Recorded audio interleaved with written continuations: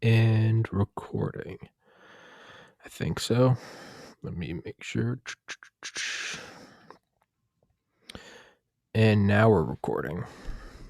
Episode. It's windy. Windy. Episode 330. Still fucking with this microphone. Oh man, I had Hot Pockets and I definitely just tasted that. This is one of the things I got. I thought it was a lot smaller. It's this like dome that's supposed to prevent outside noise. The problem is it's ginormous and you can't see my funny face if I try to use it. But maybe I'll just put it back here. Maybe it still has some absorptive qualities or some shit. Who knows? I don't think it's in the on screen now. I don't think so. Can't hurt though, right? Can't hurt to get a little absorption. Maybe. Who knows? Let me fuck. This is a real strong start to the podcast.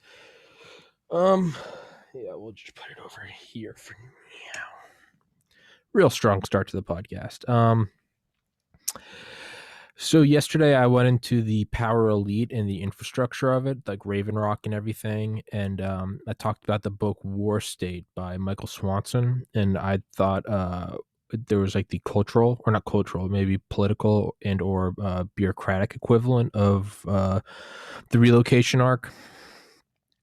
I did email that author. He did get back to me. He's going to come on the show, so that's going to be dope. What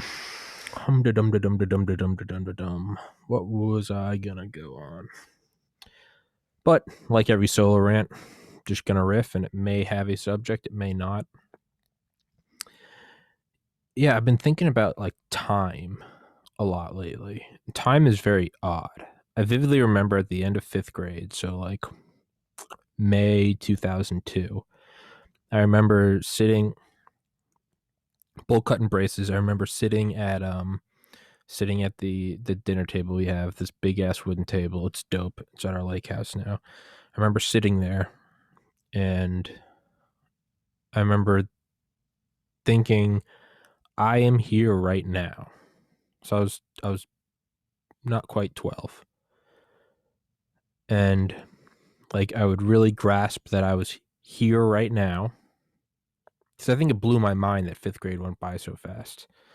You know those fucking those comments on, you know how you can go to any video on any you can go to any song on YouTube, any song.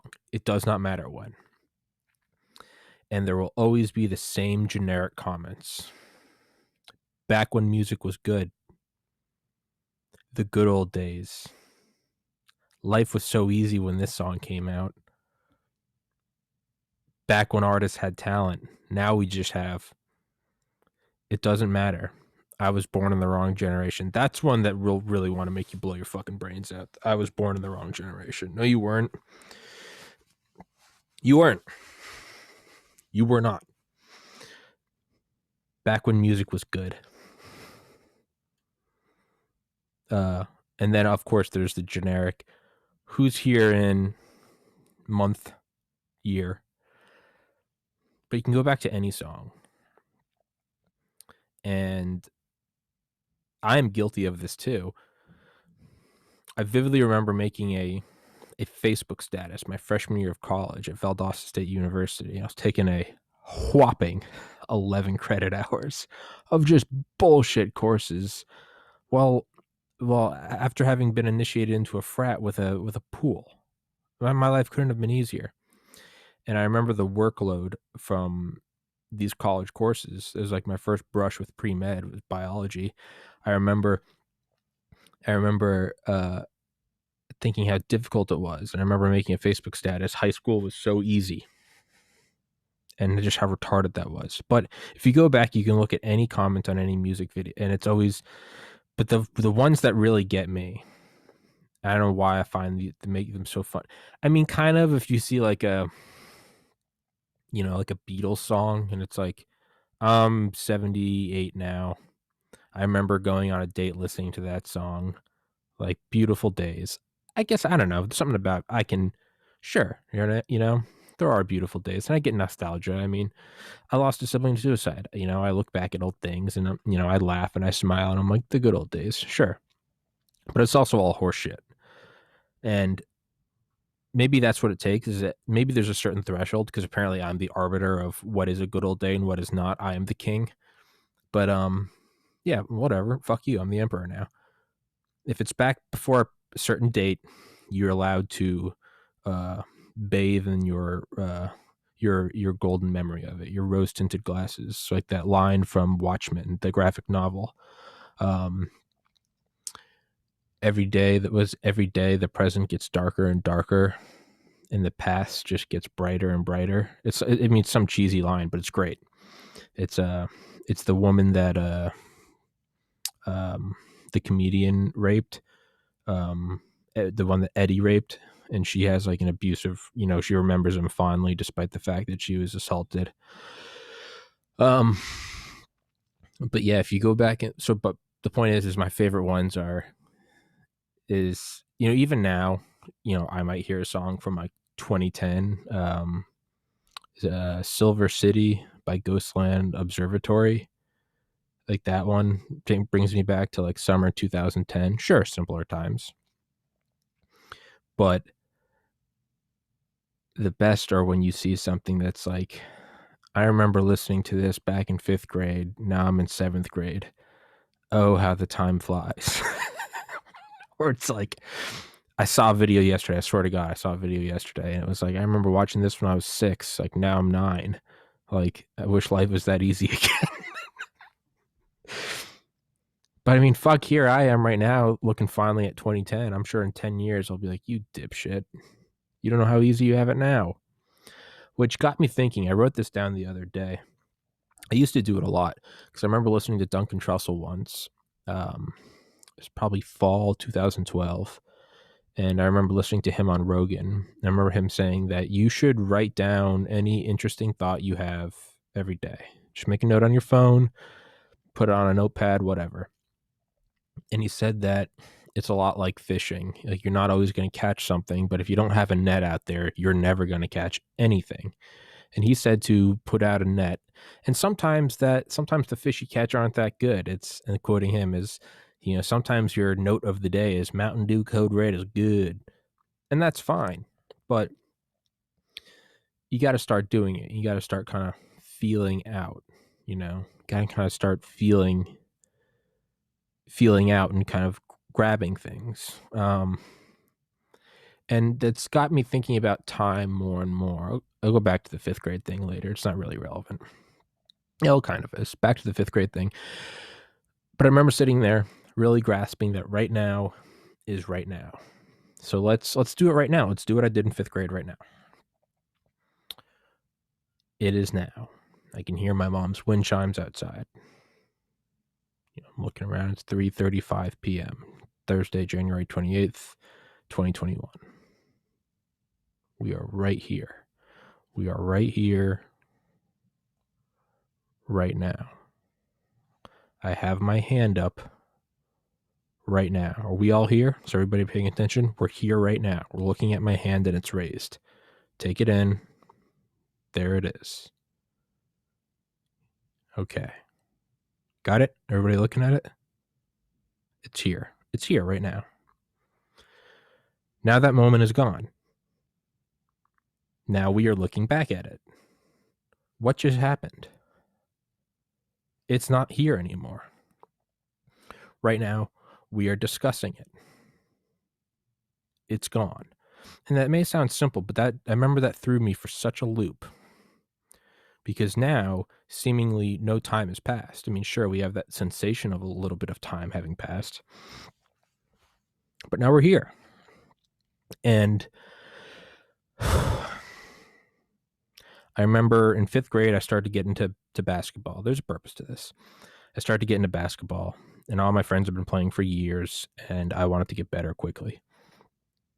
And I realized that if I just, thinking of that moment, the time's going to pass. So why not start practicing dribbling now, or practicing layups, or, the proper shooting technique or whatever now? Why not practice it now? And it will be right now, and it will feel forever. This afternoon shooting hoops in the driveway in Georgia. It's hot as fuck and I suck. But why don't you just do that right now? And then before you know it, it's dark out. You're going inside for dinner. Okay.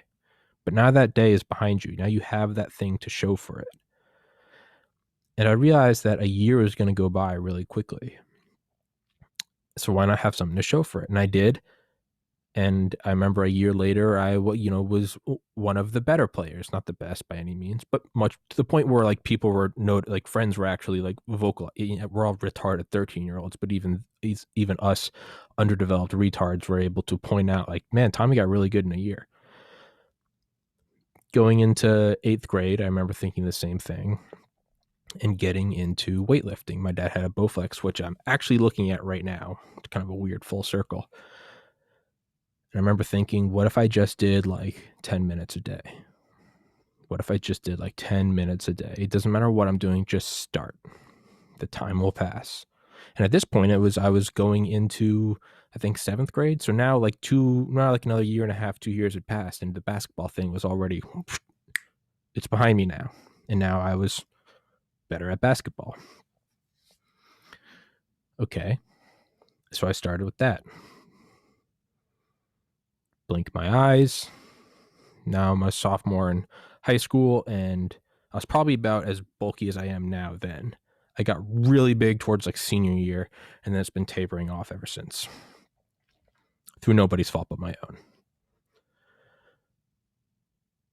I vividly remember the summer after freshman year of high school. I vividly remember sitting in my aunt's basement and thinking about how I wanted to save money. By now, I already had a little bit of muscle mass. I was like 15. Stopped playing basketball. I wasn't interested in it anymore. But I was like, okay, like, I know how this stuff kind of works. The time's going to pass. And I remember I got a job at my buddy Joe, who's been on here. Joe Udell's been on here. He came on here with Dale and Ted Eye one time. I love Joe. Shout out Joe. Joe is a recent convert to the Church of Tim Dillon. But I remember I got a job at Joe's dad's place. He had this warehouse in Atlanta. They built door frames, which is just, I wish I could transfer my memories to the computer screen, because that was just in itself was better than any TV series you could watch. It was just the most ridiculous. I loved it. Shout out James. But yeah, shout out James. Shout out Carl. 20-cent meth bags, Carl. Shout out Miguel, kind of. Shout out Al, Lester. But Alex, Joe, Pat, my brother, he worked there. The video game guy, Rosa. But I remember starting working there, and we'd spend some, but I remember I saved like most of it, and I did that for 2 straight summers, and I got like $2,000. I took that, and I remember I was too young to do it, so I had my parents open an E-Trade account for me because I wasn't 18. Took my 2,000, put it in there, put it in Apple, and I put some in Microsoft. Even early on, I had that good old Rothschild mentality. I was like, fund both sides, and I will reap the rewards. Like that Rothschilds meme, like, "Hi, I'm so and so Rothschild." You've never heard just those shitty boomer memes that somehow become fact in the public consciousness. I'm sure one of you listening to this has seen what I'm talking about. "Hi, I'm so and so Rothschilds. I'm worth $500 trillion. You've never heard of me. I've funded both sides of every war since Napoleon." Yeah, I get it. But I remember I invested in Apple, and again, it was like the time is going to pass. And I checked it every day. And eventually I just learned to stop checking it. And over the years, it turned into like 16K. And I cashed out and had to pay for shit. That's another story for another time. But there's a point of all of these. I'm not just sucking my own dick. I can't. tried. The point is that there's these long-term goals that always seem impossible, but then I managed to get them done. And the reason why I'm going into such depth explaining it is because I'm trying to do the opposite of say, like, look what I've done, so much as I'm trying to convey that I'm as retarded and lazy as anybody. I've just kind of found this like hack to do it. And I hate that life hack. There are no hacks. There are no fucking hacks. There is no hack. It's just shut up. The NSA hacks. Nobody else does. Fuck off. But getting into and again, so, but you can now start to see where these have spanned different fields now. Basketball, weightlifting. Okay, maybe. Okay. Oh, those are both, physical things. Okay, but what about saving and investing now? That's not the same. Getting into college, my first day of my sophomore year, getting too high in the frat house and realizing I want to be a doctor, just studying every day. The time passes. Next thing you know, I'm getting in, right? That's what he said. But it's these long-term things that I've managed to do because even though you're right here, right now, and the present moment seems to drag on at a glacial pace, at the same time, it's over before you know it. And that time has elapsed. So have something to show for it. Now, after I lost my sibling, John, to suicide on April 15th, 2014, that combined with I just decided I didn't want to go to med school and was just realizing that I kind of spent 4 years studying but didn't enjoy life. It was this perfect storm of just, I had a midlife existential crisis at 23. A couple years, but what I would really say illuminates those couple of years, aside from weight gain, drug abuse, and generally being a piece of shit, was instant gratification, which you can draw all these parallels between. I've felt like death was on my doorstep at all times. I felt like I had to get it all now because I didn't get it while the getting was good. Whatever, fucking we're all carrying our own cross. But in my mind, the one way I really like to illuminate that time was there were no long-term goals. It was choose a goal now, attack it ferociously, burn yourself out, barely get enough sleep. It was like sprinting the first quarter mile of a marathon kind of thing. Set that as your standard, and then the moment you drop below it, fuck this, I've fucked up, there's no point in doing it anymore. And although a lot more things happened, moving home after becoming suicidal, getting sober, doing therapy, doing OCD therapy, just trying to start to better myself. I mean, just general things like brushing my teeth again, like putting clean clothes on, trying to watch my calories even remotely. Right now I'm sitting at 203. I'd like to be back down to 170, but I'm not where I was, 237. I began teaching myself graphic design. And that was the first thing. And I started to do it in 2016 when I moved home because I didn't have anything else to do. All my friends and family, girlfriend at the time, all 600 miles south of me. The point is I started doing graphic design. I didn't set out to do graphic design. I just started making memes on my phone, right? And that kind of cascaded to where my parents and all their love got me an iPad, and they were like, see what you can do with that. After like a year and a half, and I got much better.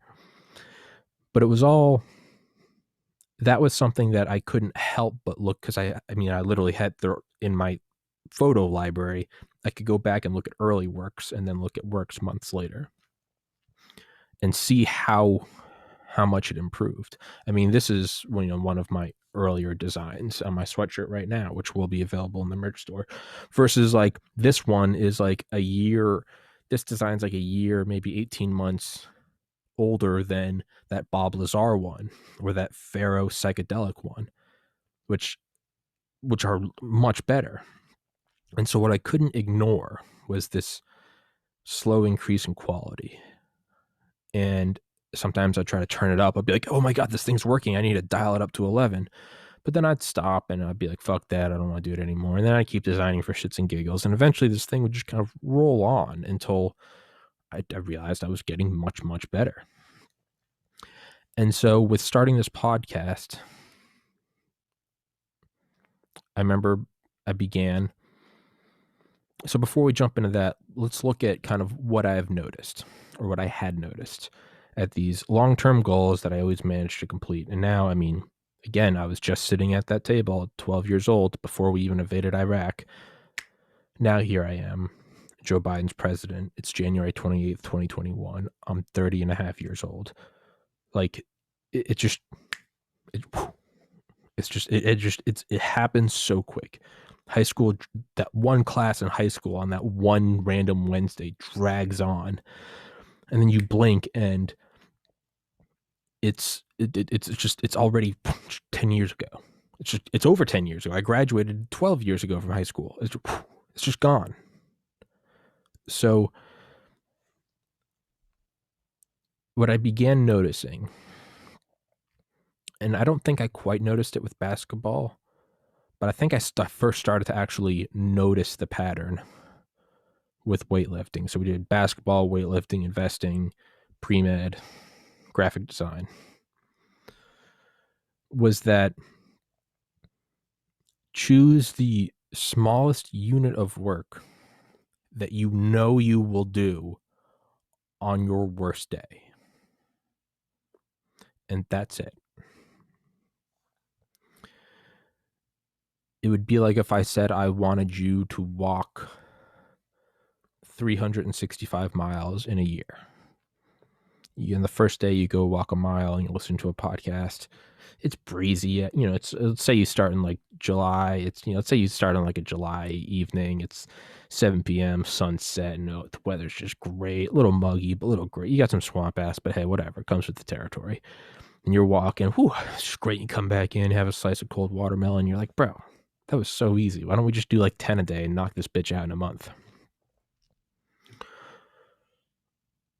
There's a psychological thing that happens when you establish a norm, a baseline, a minimum, and then the day you fall below it. And I would be so bold as to say I think this is applicable to most people. Obviously, that no blanket statement like that can work for everybody. But if you go a day without doing that norm, it kind of feels like the whole thing's fucked.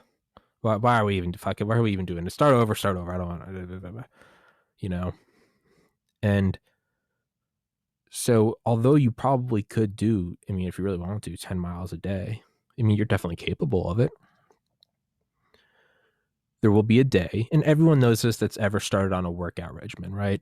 I'm going to fucking go in there. I'm going to, myself more guilty than anybody. I'm going to fucking crush it every day. It feels great. You get that beginner's luck. You start making gains. And then that adrenaline wears off of the new endeavor that you're on.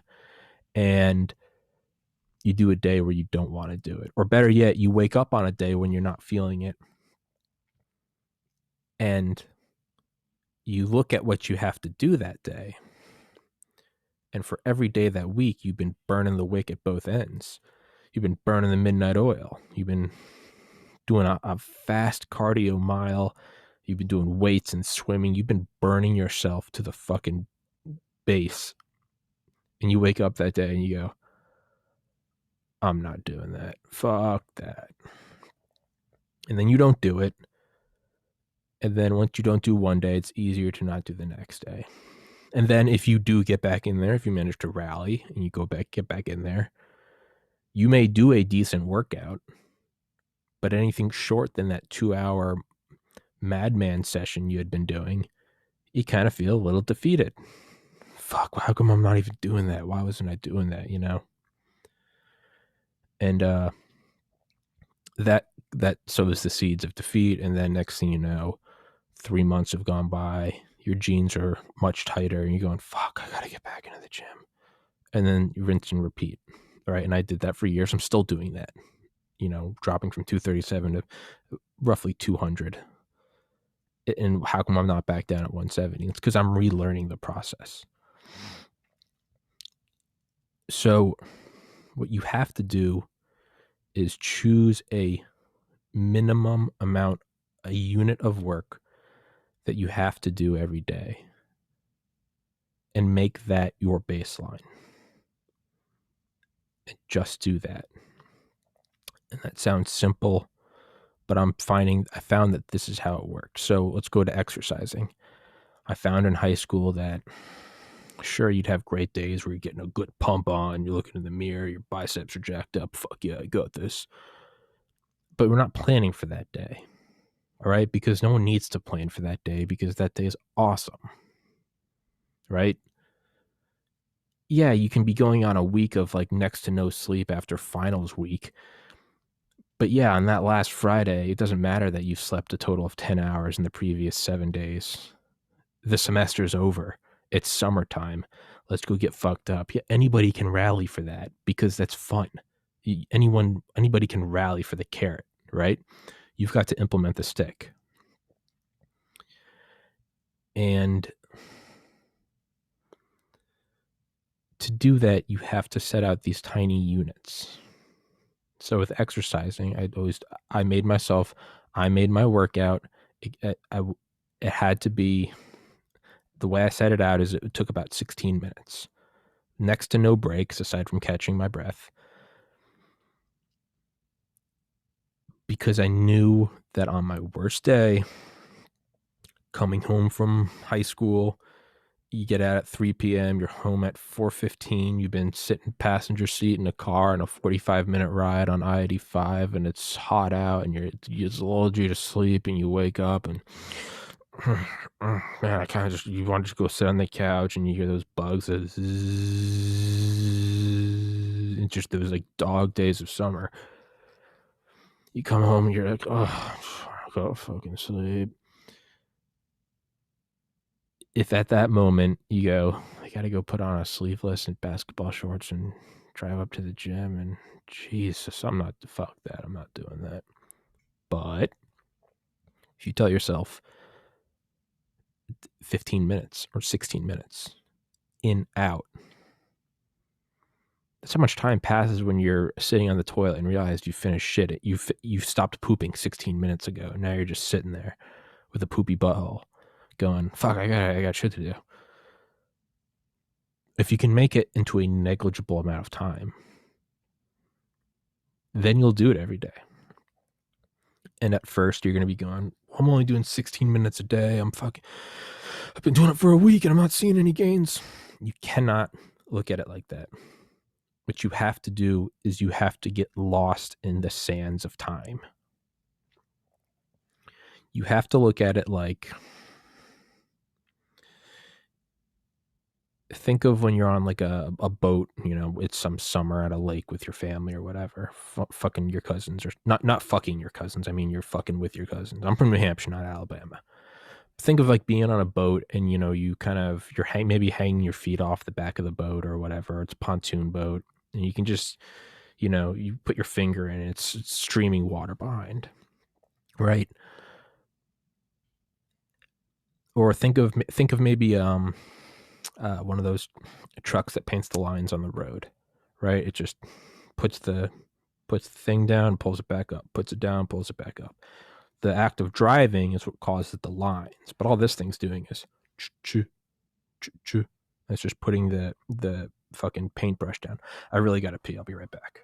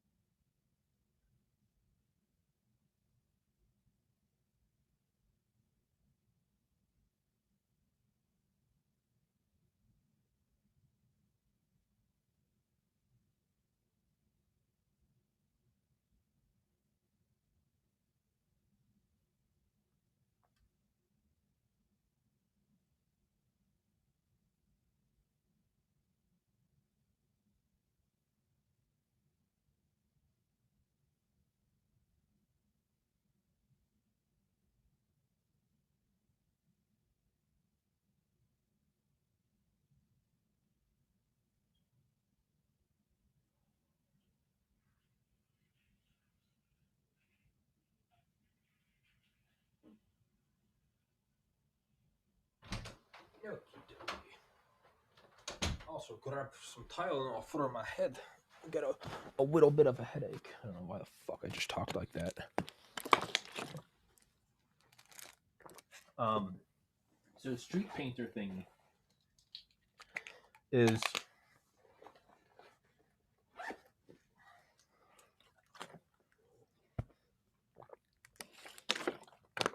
think of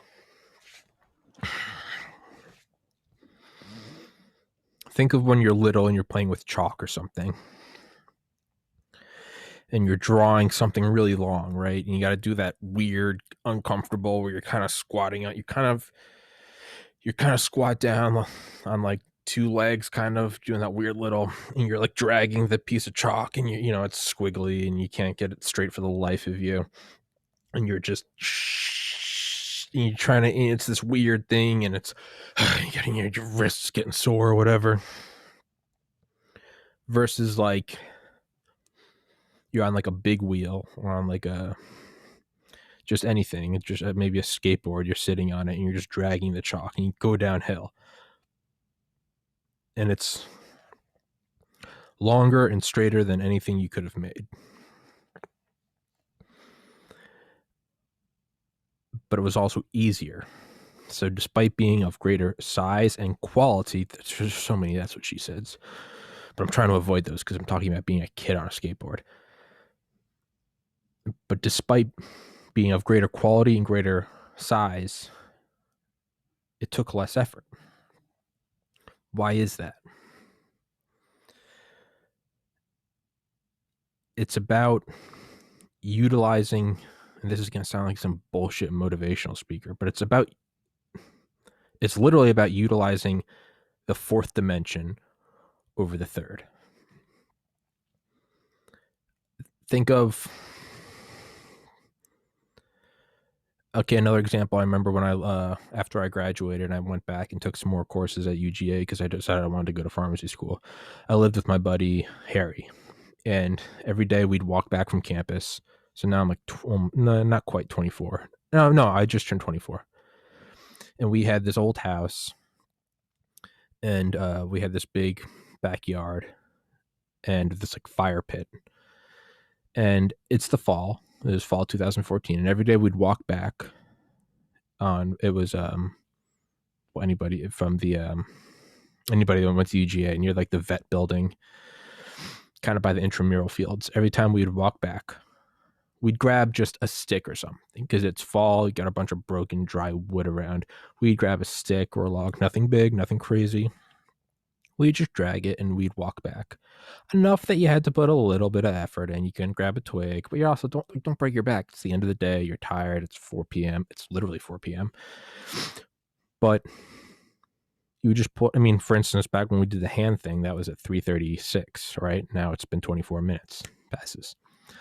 But it would be, you drag this, we just drag a piece of wood. Sometimes it would be both of us. Sometimes it'd just be him. Sometimes it'd just be me, you know? Again, nothing crazy. You got your backpack. It's the end of the day. You're tired.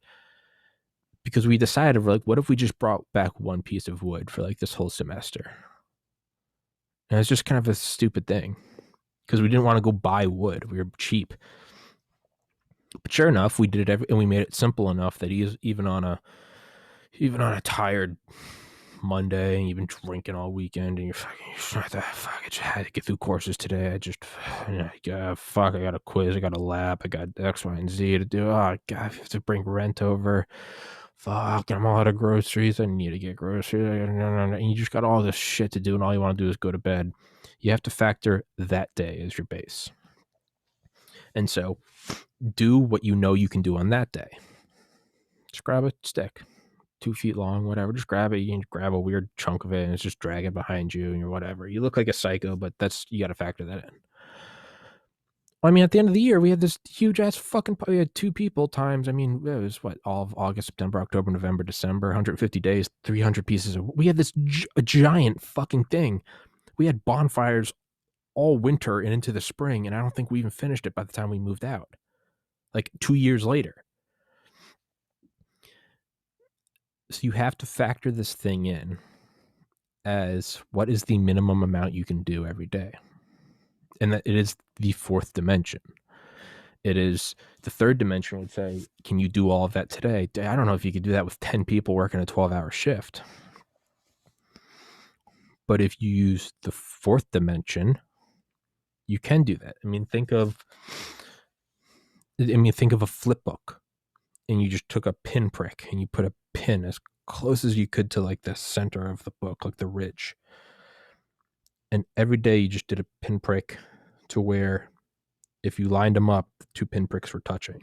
Truly like the size of a pinhead. It wouldn't even be paper because paper kind of breaks bigger. It'd have to be like plastic or whatever. Just bear with me. And if you just do them to where they're touching every day, and then just do that at the beginning of class or something, whatever.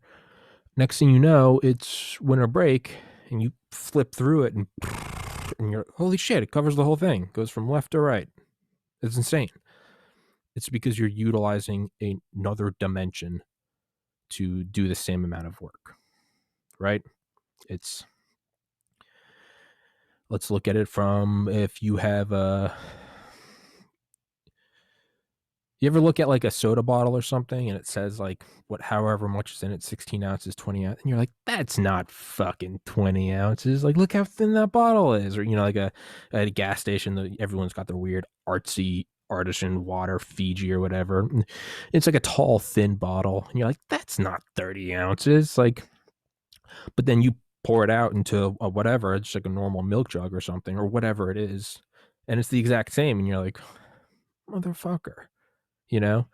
Well, it's because we're looking at 3 dimensions, and although it's thinner, it's taller, right? Or the same thing where it's, again, that's what she said, but like a short and fat glass.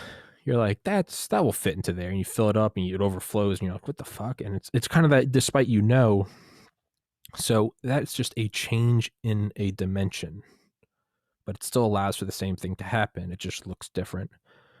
Well, once you can grasp that that is a reality, you just have to add another dimension to it, and it's time. Granted, we can't step back and see time unless, of course, there's something we do a little bit each day and can look back on, and then we can visualize time. Dragging that piece of wood every day, just get lost. You have to just let it get lost in the sands of time. None of this stuff applies if you're trying to get something done immediately. If you've been failing a course and you gotta cram, this doesn't apply. But when you set out to do something, you really want it, you just have to accept that you're not going to have it immediately, and you're probably not going to have it this year. Go through the waves of denial. No, I want it this year. I'm going to have it this year. Let all of it go through you. Just some like some X-lax. Just let it go through you. And then come to peace with the fact that you're just going to do a little bit each day.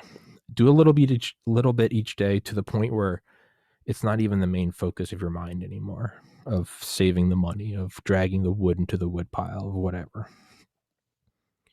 That's actually the goal, is to get it to where that's not even really what you give a fuck anymore about. But the key is we're at this intersection.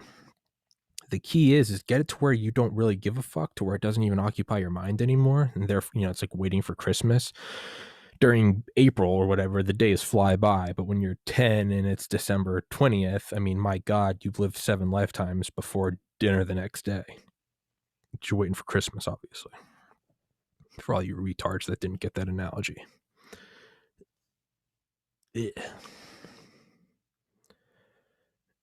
have to get disinterested in your goal. Alleviate your mind, right?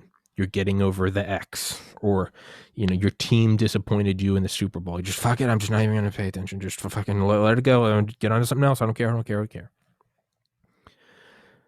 But you cannot get so disinterested that you stop doing it altogether. That's when you'll stop doing this psychopathic, let's go work out 3 hours a day. You have to bring it just, it's like edging, right? It's like tantric sex. Bring it right to the edge of just completely giving up. But don't let it go over to the threshold of not doing anything anymore. You got to bring it right to the edge where it's something that you don't even give a shit about anymore. It's something but that you still do. And it's simple enough that you don't mind doing it because it's not this, I don't even give a fuck about that. Why am I going to put 2 hours of my day into it? No, get it to where you don't give a fuck about what the thing is. You also don't give a fuck about your obligation. I don't give a fuck, but it's only 15 minutes a day. Whatever. I'm trying this new long-term thing I heard on Tommy's podcast. No, he's this retarded guy. I'm just fucking doing this thing. Yeah. Do that. And then the time goes by and all of a sudden you're going to look back at it one day and go, oh my God, I have the thing. That is how you need to go about these long-term goals. I will wrap that around to the podcast, December 12th, 2020 or 2019. I had wanted to start a podcast for like 5 years. Just, I'm not going to do it. It's blah, blah, blah, blah. And I finally decided, let's just start, because I started kind of relearning these old things I had learned in middle school, high school, and college. Went on my kind of several years of downward spiral after my brother and just my own implosion, kind of rebuilding myself, started to learn the lesson again with graphic design, and was like, let's apply that to the podcast. So I started very simply. I told myself that I was just going to do one episode a week. And I don't know how it's going to, I don't know anything about audio. I don't know anything about video. I don't know about, don't worry about any of that. So I had on my buddy Doran Durant, episode 1. And it was at this table or this desk. This desk was turned around, didn't have a backdrop. And I was sitting on this old fucking rocking chair that I have from like my mom has from like her grandma. This thing is fucking, it's probably older than Woodrow Wilson. It's insane. Sat on that, and he and I did an episode. It was, the topic of the day was riots in Hong Kong. The audio was shit. It was uploaded in like 540p. The whole thing was just shit. Duran, I forever love you for that, though. He gave me episode 1. The next week I did episode 2. And then episode 3, shit quality, but I just started. Okay. At that same time, I'd been about a year into a subreddit I had made called Funner History, Funner. I have since been permabanned from Reddit and banned from my own subreddit, so there's some poetic injustice. But I had been tracking metrics on it on my own Excel spreadsheet, just for my own kind of little thing to do, kind of relearning this long-term goal methodology. So every day I'd write down like the total number of subscribers on an Excel spreadsheet, whatever. And I was also doing it with Fine Art America, which is where I put a bunch of my shitty uploads, to where it's not on like dope sweatshirts like this. It's just like shitty knickknacks and coffee cups, and it's probably all run from China. I don't care. The point is when I logged in, I could look at unique visitors, or not even unique visitors, just total visitors. And I started kind of having fun with it, to where it reminded me of genetics or biochemistry, where you would kind of do like a think of like The Departed, where you flush a piece of information down and see who's the rat. Where does it come out? With genetics, there was this thing that they would always do. We didn't do it, but I mean, you'd learn about it, to where they would take this fluorescent protein gene, and they would sort of insert it. I forget what the term is. It's translocation or whatever. But you'd put it into this like area of the genome, and then you'd kind of flush it out. Granted, we're playing God, and we'd have these Drosophila melanogaster flies reproduce. Shout out to my biology gang. Everybody that took biology knows about Drosophila melanogaster gang.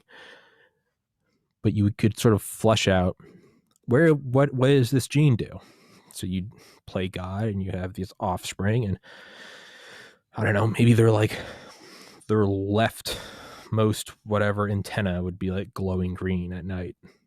And you'd be like, oh, that part encodes, at least part of it, the surface of the leftmost antenna. cool. The next time you maybe do this another animal and you're like, oh, now this pig has green molars. That's the molar gene. And you kind of just, you can sort of just flush it out and figure out where shit goes, right? It's like that book Moby Duck, where all those ducks fell off a shipping container in the early 90s. And despite them falling within one like thousand or maybe like a 10 square mile patch, over the years they found them on every continent, meaning that even in the differentiation of just that one patch, there were different ocean currents, and they ended up learning more than like billion-dollar NOAA studies could do. Point is you can flush these things out. You can flesh them out by fleshing them out, okay? So what I would start to do was I would start to flush links to Fine Art America, because whereas with my subreddit I could only ever see total subscribers, Reddit eventually took away, like, you could see views on individual posts. Reddit's a communist shithole, and I didn't quite understand what I was doing with the podcast yet. It was just kind of a thing I was doing. With this, I could see the unique visitors or total visitors. And so what I would do is I had like 30 different accounts. That's why they ended up all getting perma-banned. I got IP banned. Fuck Reddit. But I would just try, and I mean, I made some sales, but even then I had like the profit margin set at a penny. That's not what the purpose was. The purpose was I just wanted to track visitors. And so I would find things like maybe like on a trending post on the front page about whatever, just we'll say South Park. I would find like the highest most comment with the least number of replies. Anywhere where I could get like I could get the Venn diagram of what word am I looking for? Fuck. I guess where I could get eyes on it, visibility. Did that camera just? Why did it just get fuzzy? Fuck. Oh, come on, you stupid piece of shit. Come on. Why you gotta be like this, camera? Why do you do that? Why do you do that? Why? Focused again? No. Fucking god damn it. God damn it. Fuck. No, don't fuck up on me. Just start recording. Whatever, it's still going. I'm not gonna fucking play with it. Whatever. Visibility. I would look for the most visibility. You can't just comment on the top comment, because what if there's already 1,000 comments? So you got to find like the uppermost kind of one that doesn't have a lot of comments. And then I would slip a reply in there. LOL, that reminds me of this shirt. Whatever. And I would try to track it.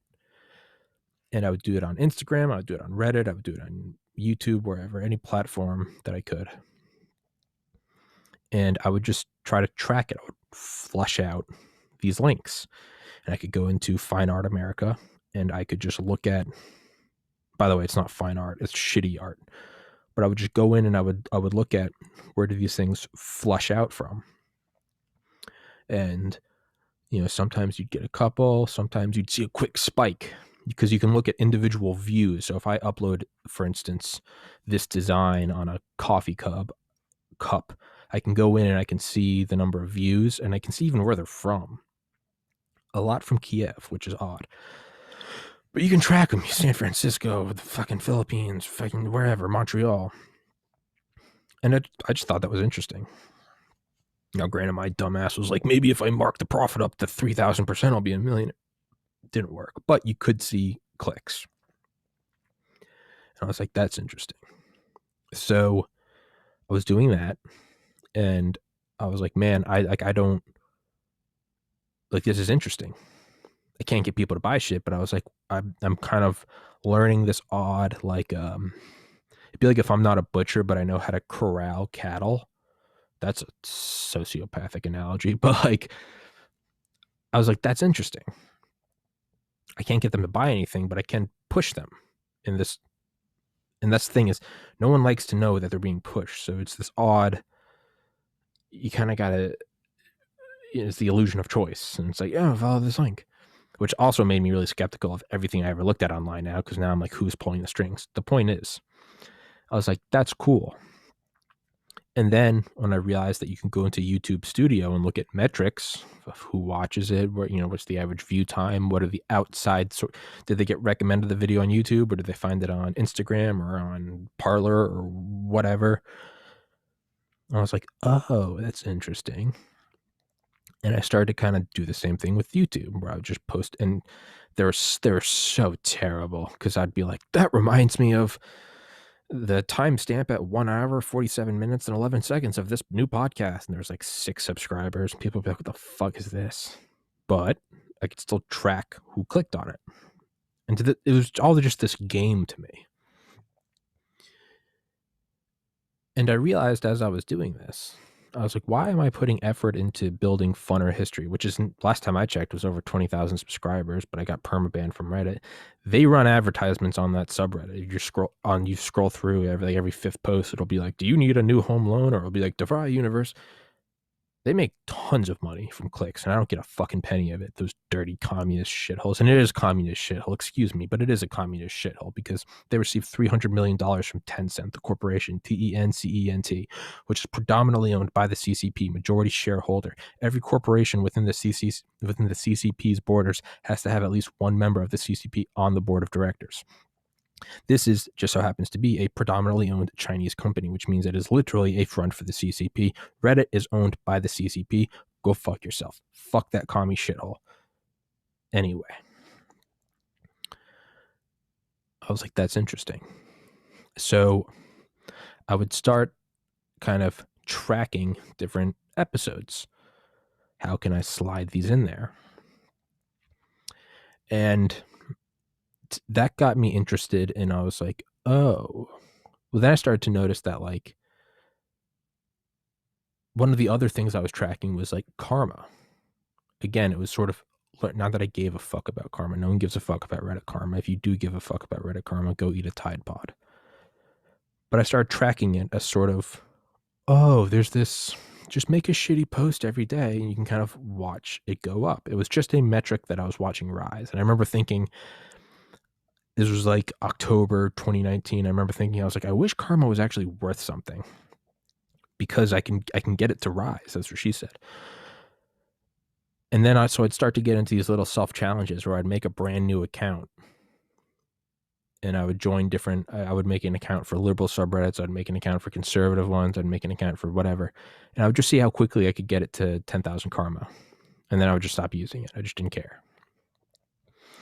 But like, I would do that, and I would text my friend Miguel, and I'd just be like, look, did it. He'd be like, you're a savant. And I'd be like, I know, I'm retarded. But I did this with 30 plus accounts, where I kind of had fun at how quickly could I get this shit to rise. That's what she said. And I remember thinking, I wish this was actually worth something, because this thing's just kind of going. And not only that, I found that once you got to a certain size, again, that's what she said. Once you get to a certain size, you didn't even have to post anymore, and it just kind of gradually rose. And I was like, wow, if there's not a lesson about savings. So I kind of like relearned all of these things I had learned earlier in my life. And it's like, like a car crash victim learning to like walk and talk and like move their extremities again. All kidding aside, I kind of felt, I went from doing a ton of drugs, getting addicted to several things, overweight, becoming suicidal, to slowly, moving home and really, building my life back together. And that all led up to December 2019, started the podcast, was doing one a week. So now we can go back to that earlier lesson I talked about, to where let's keep it to manageable. It's, what you can do. You can do one a week, right? I did one a week for like the first 6 weeks. Meanwhile, I'm also tracking these metrics, right? While doing that, I kind of got to pee again. Sorry, everybody.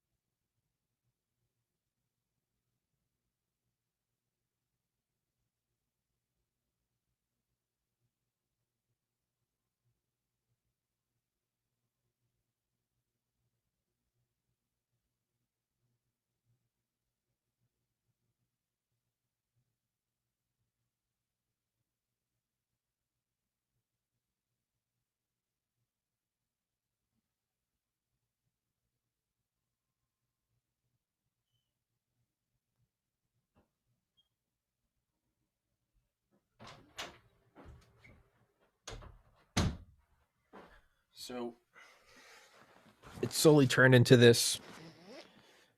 It was all coming together. I didn't even realize it was coming together.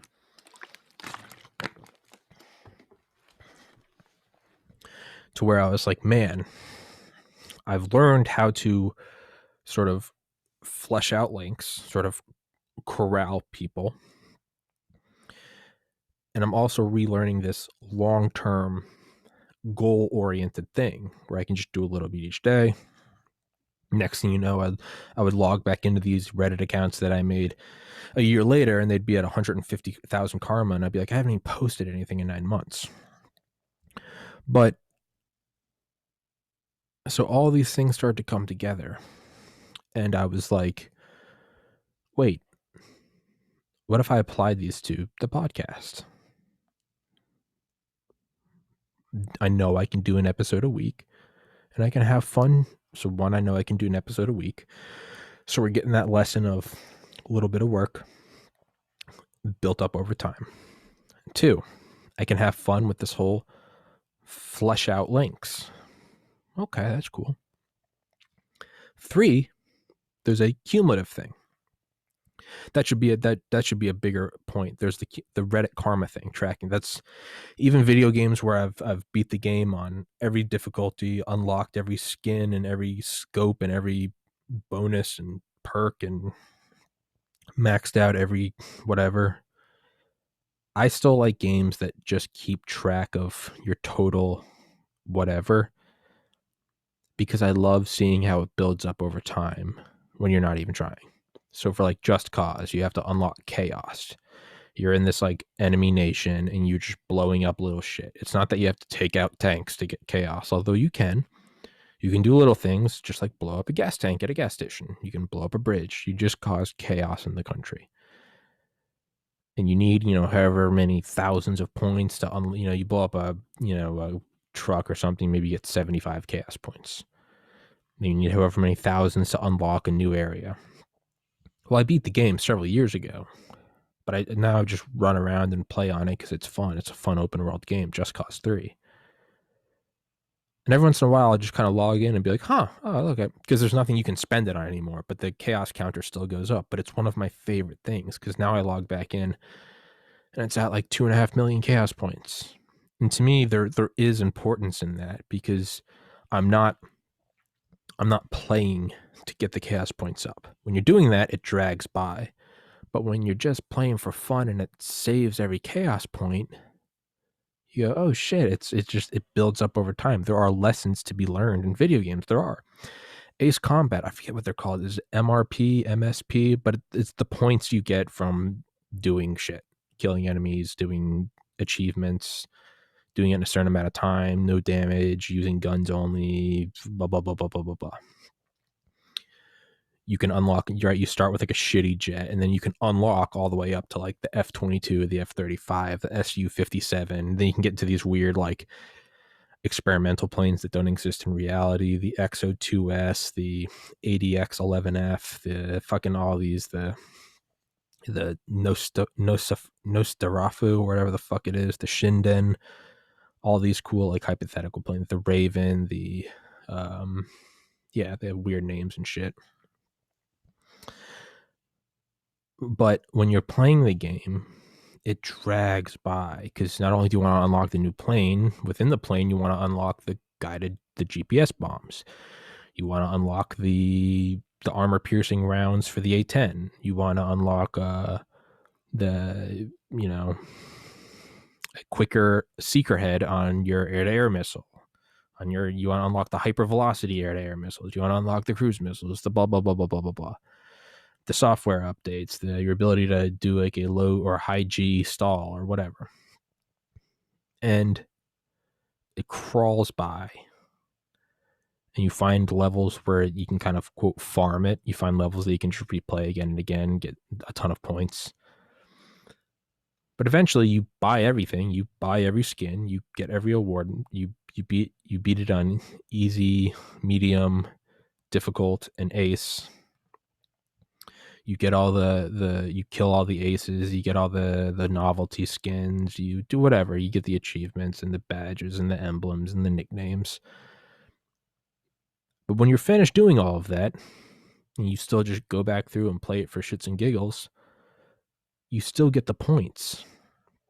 So now it's, maybe it takes 100,000 points to unlock a new plane, and it takes forever. But now I look at it and I'm at like 11 million points, an insane number. And I don't even play it every day, but that's just over like the last 2 years of just building up. Even more, maybe even 3 years. But the point is there's a lesson in that, and this stuff just builds cumulatively. Like Grand Theft Auto, like I always wished it kept count of like the total number of enemies you killed, but it doesn't. Yeah, but I do like, even Sniper Elite. Once you get to level 50, which is a 4-star general, unlike Call of Duty where that ends, it's this one you can actually go up to level like 270, and each level up takes 10 times the amount of points of the previous. So no one has like ever done it because it would take a lifetime. That's my favorite thing though, is something that you can just dump a lifetime of work into. Because I love watching the slow rise. That's what she said. And so taking all of these kind of lessons, I realized, so I can, so the growing work ethic, right? The video a week podcast. I can flush links out. There's this sort of cyber battleground where I can play, it's like a Chuck E. Cheese game, sink it in the top and you get all the tickets. You try to find a rising post on Reddit or a trending video on YouTube or whatever, and you try to slide in there in a comment and see, oh, look, so maybe I average 10 views an episode, and all of a sudden you get this one and you get 150 in an hour, and it's like, yeah, I did the thing. There's no purpose to it, but whatever. I know I need to lose weight when I get out of breath doing a podcast, or I'm having a heart attack, but my mom's a nurse, so hopefully we're good. Episode a week, flush out links, the cumulative views. The views don't go away. You can lose subscribers. The views don't go away. Actually, sometimes YouTube does that because they're dirty commies, but... And I remember when I got to episode 10, I like couldn't believe it. I was like, fuck, I'm already at episode 10. And I was like, I could not have done that in a day. Not only have I done more than I could ever do in a day, it also took less subjective work. Think back to the chalk, drawing the line versus going down the hill on the skateboard. And it was sort of reawakening. I was relearning this thing that I had learned over the years. And I was like, oh, this can be fun. And then, classically, I made the same mistake I had been making over the previous years since I'd lost my brother. I was like, let's go all out. And I basically did this like sprint from like episode 10 to episode 40 in like 2 weeks. And I burned the fuck out. I wanted to quit the podcast. I was like, this isn't fun anymore. God, this pisses me off. That's never straight. I was like, I don't want to do this anymore. This sucks. And that was the mistake of like, push, burn the wick at both ends. So I stopped doing that. And I took like a week off. And back to the working out analogy, you do 2 hours a day and then you don't do it anymore. I was like, once I started again, I was like, what's the point? I'm not doing 3 episodes a day. I was like, well, let's do 5 a week. I was like, okay, I can do that. Okay, I could do that. Being a little bitch. And that was like, maybe every day you don't have to go try to link the podcast in some rising thread in the cyber world. How about just track the views, period? And every once in a while, if you have fun or you see one that comes up naturally, it comes across your screen on whatever app you're on, and you see, hey, here's a rising thread about X topic, and I've done an episode on that topic. Well, sure, have a little fun. Try to insert it, and then you can see it spike, and it's fun. It's fun, but keep it fun. So all these things kind of came together into like the ultimate, most beautiful, well-rounded test is the podcast.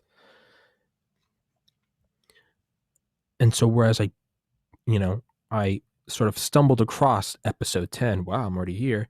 And then I burned it at both ends, and I was trying so hard to get to 40 episodes. For whatever fucking reason, I decided that was the number I needed to get to. I was so exhausted, but it was like playing it's like playing Ace Combat and unlocking the next plane. I got there and I was like, Jesus, I can't do the next thing. Like, fuck. So, 5 a week, track the views, link it when you want,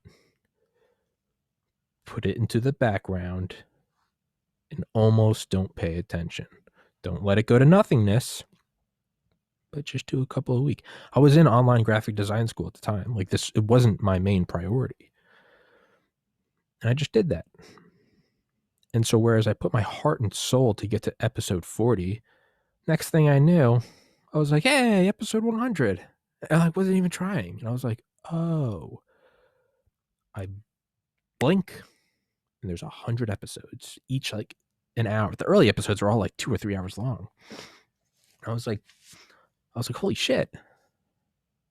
And I had this Excel spreadsheet from day one where I tracked subscribers, number of uploads, number of views, total watch minutes, and impressions.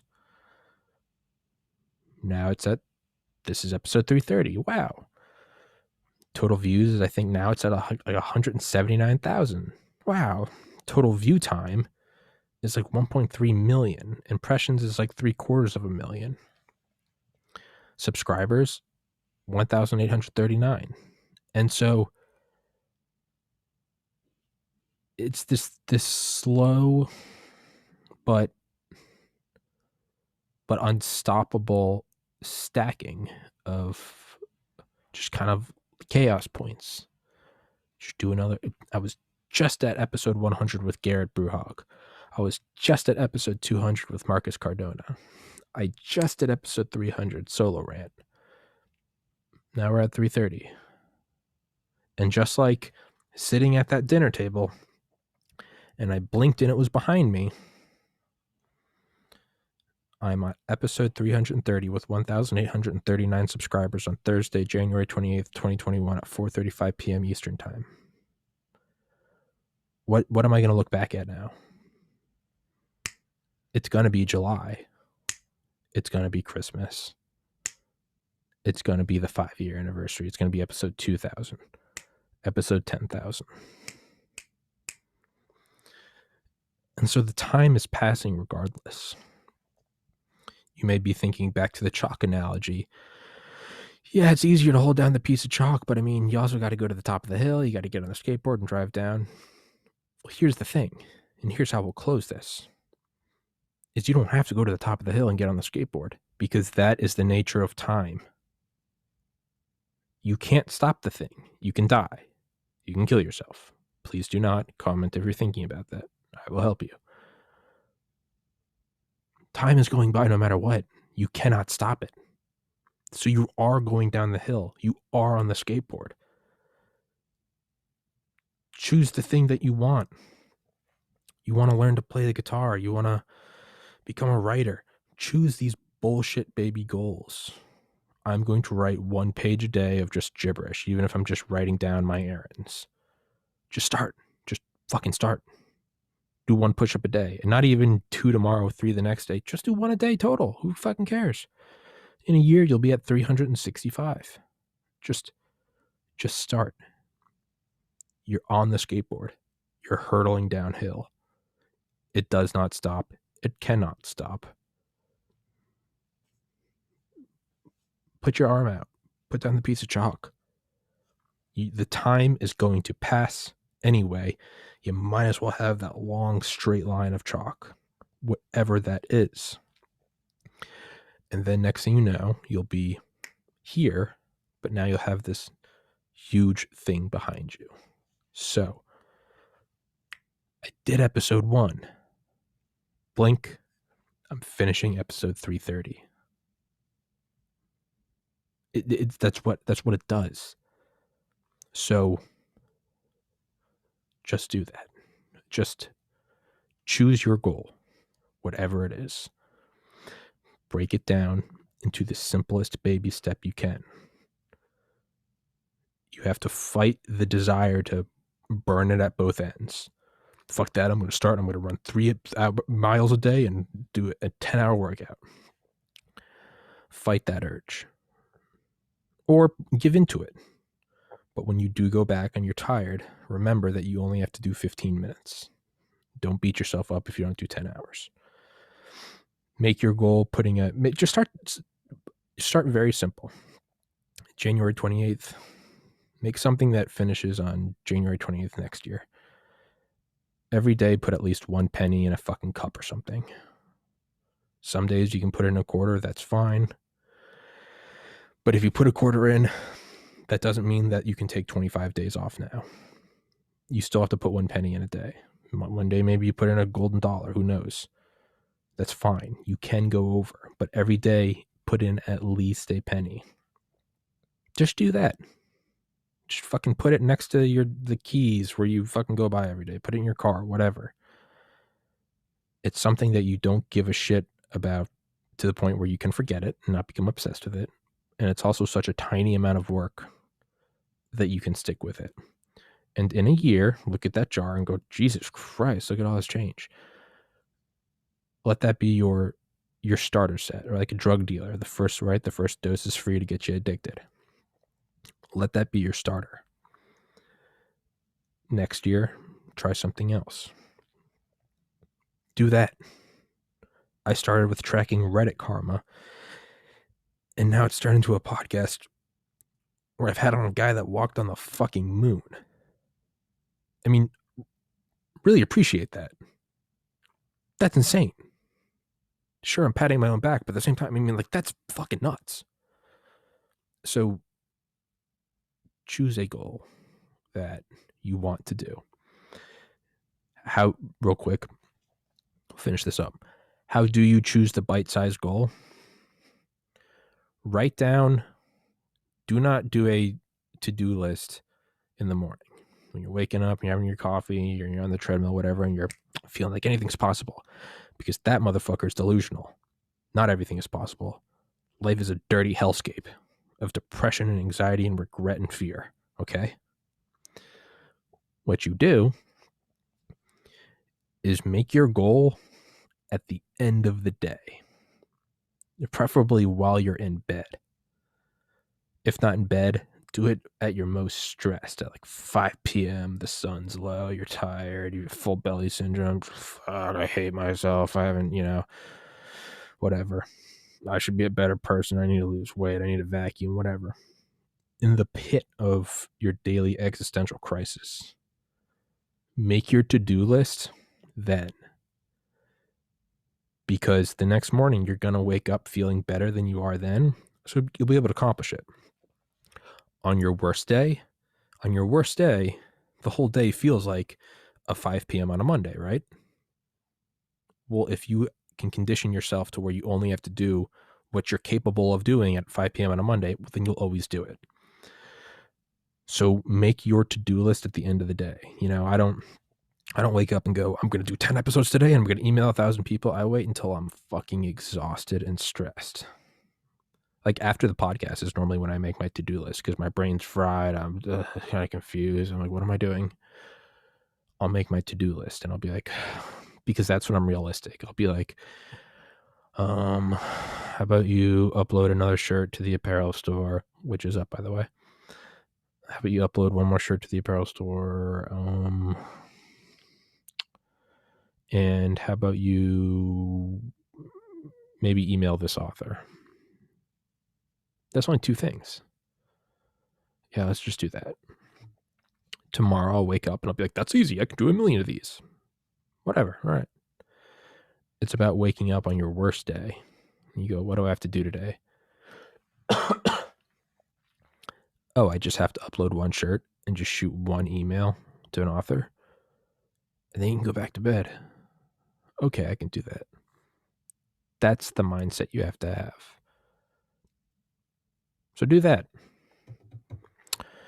Hope you guys enjoyed this podcast. Choose a goal. It's fun. You can turn life into a video game. This isn't some Tony Robbins. You're gonna be the best. If you want the goal, you've gotta burn the boats. If you want to take the island, be all you can be. That's not what I'm saying at all. I'm saying life is a fucking pit of despair. Choose a goal at the end of the day. Choose a long-term goal. Choose your baby step the night before when you're in your worst, most fatigued mood. Do that every day, and after a year, you'll have the thing. And then you start going, well, what else can I do? And it breathes life into life. It stops becoming this daily fucking mouse running the mouse on the wheel thing, hamster wheel. And it breathes life into life. And so, yeah, you're going to doing this shitty job or whatever, but at the same time, like, you're playing your own video game. And that's the best part, is you can tailor the video game to you and you alone. I'm playing Tommy 2020. I'm playing Tommy 2K21, and I fucking love it. It's difficult, but I'm gonna beat this bitch, because next year Tommy 2K22 is coming out. That game, it's gonna be hard, but I can't wait to beat that one too. Create your own video game. Create Bob 2K21. Play it on easy for 21. Let's play it on easy this year. Next year, it's out on another console, better graphics, more players. There's more DLC. Play that game. Get better at it. If anything, it just turns life fun. It makes life fun. Like, let's not deny it. Like, life is miserable. Life is suffering. Like, that is existence. So have some fun. That's what I do. And now this thing's happening. I have no idea what's happening. But hope you guys enjoyed it. Much love. Stay safe. Shout out Kirill, AJ, and Garrett, my Patreons. We're at $26 a month now. The merch link will be in the description. Stick it in the top comment. Go grab some shit. Support the podcast. Help me get a dope computer. Or don't. That's fine too. Just enjoy the podcast. All right, guys. Stay safe.